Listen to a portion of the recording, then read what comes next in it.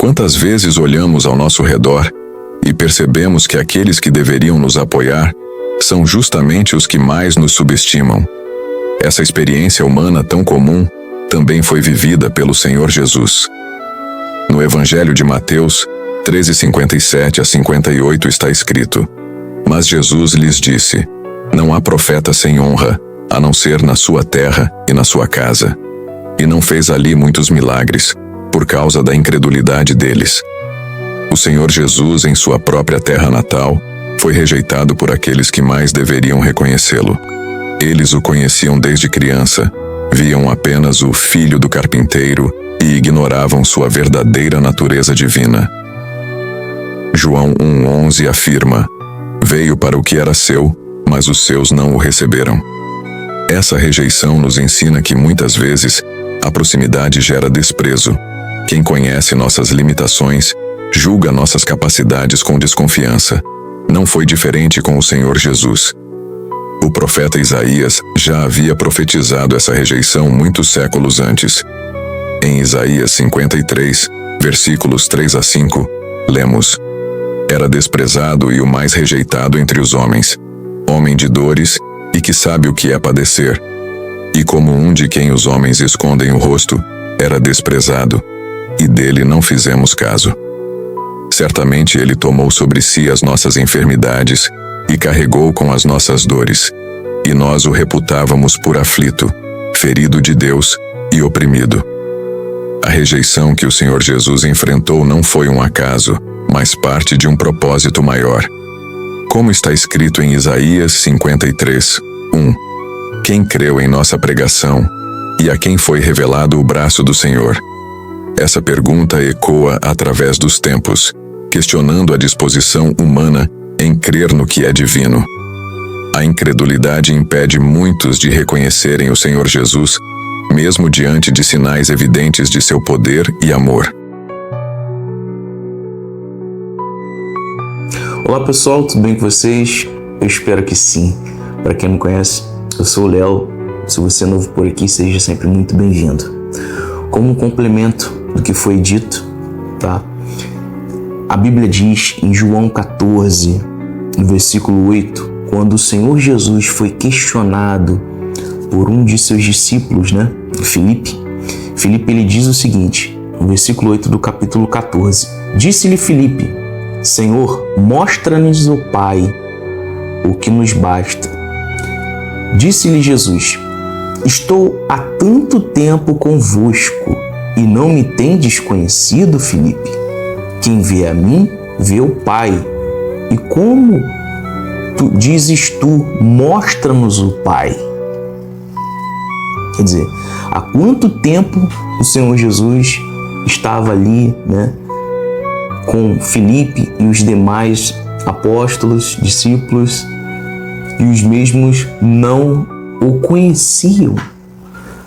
Muitas das vezes, as pessoas elas não dão ouvidos à voz do profeta por julgar, conhecê-lo e conhecer também as suas capacidades. Ora, Filipe, como os demais discípulos, Jesus deixou claro para eles o seguinte: Jesus falou, quem vê a mim, vê o Pai que me enviou. O Senhor Jesus deixava claro que as suas mensagens, elas não vinham diretamente da sua opinião pessoal, mas sim da vontade de Deus. E exatamente é isso que caracteriza a voz profética, que muitas das vezes é ignorada, principalmente por familiares ou amigos, enfim, pessoas que estão próximas a você. Talvez você seja essa voz profética pela qual tem sido rejeitado. E muitas das vezes essa rejeição à voz profética se dá porque as pessoas elas olham para você e julgam você pelos seus defeitos, Mas assim, todos nós temos defeitos, não é mesmo? Não somos donos da verdade, não inventamos a Bíblia, tá? Não inventamos. falamos do Evangelho, falamos da palavra de Deus, replicamos a vontade de Deus.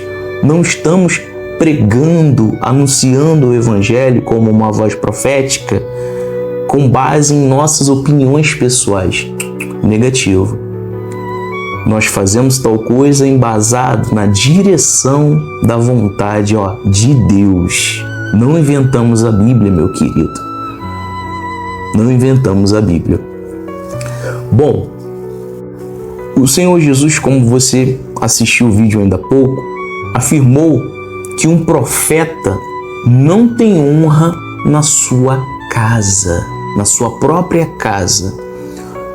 Ora, o profeta não tem honra na sua casa, e a sua casa não tem salvação sem a voz do profeta. E podemos confirmar, testificar tal informação quando nos deparamos com o capítulo de Lucas, aquela passagem do rico e do Lázaro, do mendigo Lázaro.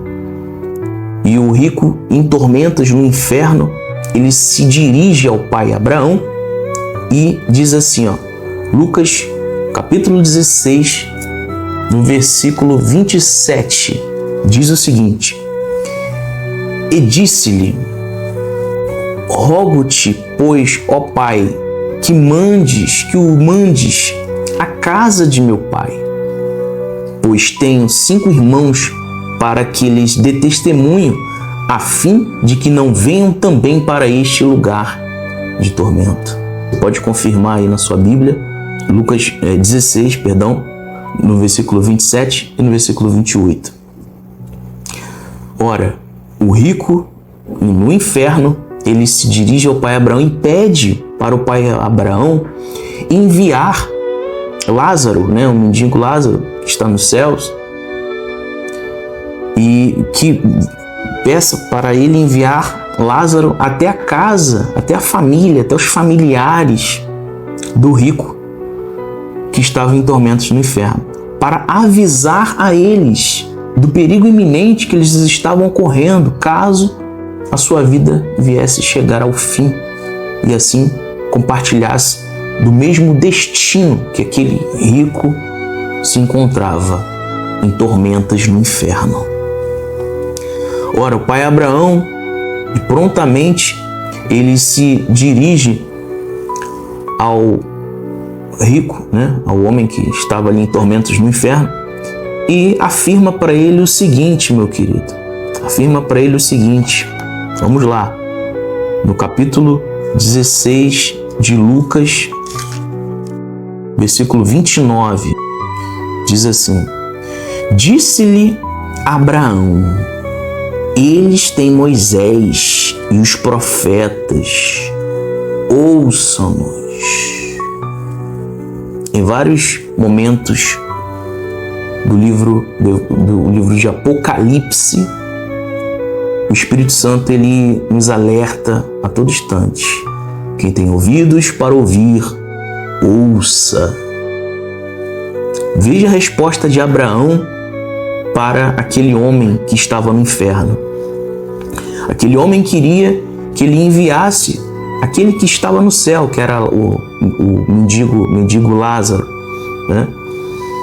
para avisar a família daquele homem que estava no inferno, para alertar sobre o perigo iminente que eles estavam correndo, uma vez que viesse a findar a vida deles e o destino da alma deles fosse o mesmo que aquele rico que estava em tormentas no inferno. O mesmo destino, ir para o inferno. E ele pede para Abraão enviar o mensageiro. E o pai Abraão, ele se dirige àquele homem e diz para ele: olha, eles têm Moisés, eles têm os profetas, ouçam-nos. Então, meu querido, o profeta não tem honra na sua casa, e a sua casa não tem salvação sem a voz do profeta. O profeta não fala por ele, mas fala por aquele que o enviou. Ele simplesmente replica a vontade de Deus. Ele não prega a sua opinião pessoal. como palestras motivacionais. Não. Ele prega a palavra que tem poder, que é a palavra de Deus. Ele replica qual é a vontade de Deus, qual é a direção de Deus para a sua vida. Que Deus te abençoe, que você tenha um Feliz Natal e com essa reflexão, tá bom? Que seja assim compartilhada e que a sua vida seja muito abençoada.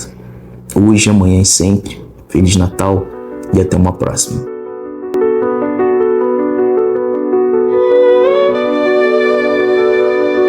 A palavra Natal nos remete ao nascimento do Senhor Jesus. Mas o verdadeiro significado vai além de uma celebração anual. É sobre reconhecer quem Ele realmente é. O maior milagre de todos é abrir o coração para recebê-lo. Que essa reflexão nos faça lembrar que pior do que não conhecer é não reconhecer. O Senhor Jesus enfrentou a rejeição, mas ainda hoje continua oferecendo graça e redenção. Que possamos honrá-lo, reconhecendo sua autoridade e amor incondicional. Porque nenhum profeta tem honra em sua própria casa, mas todo aquele que reconhece o Senhor Jesus recebe o maior presente de todos, a vida eterna.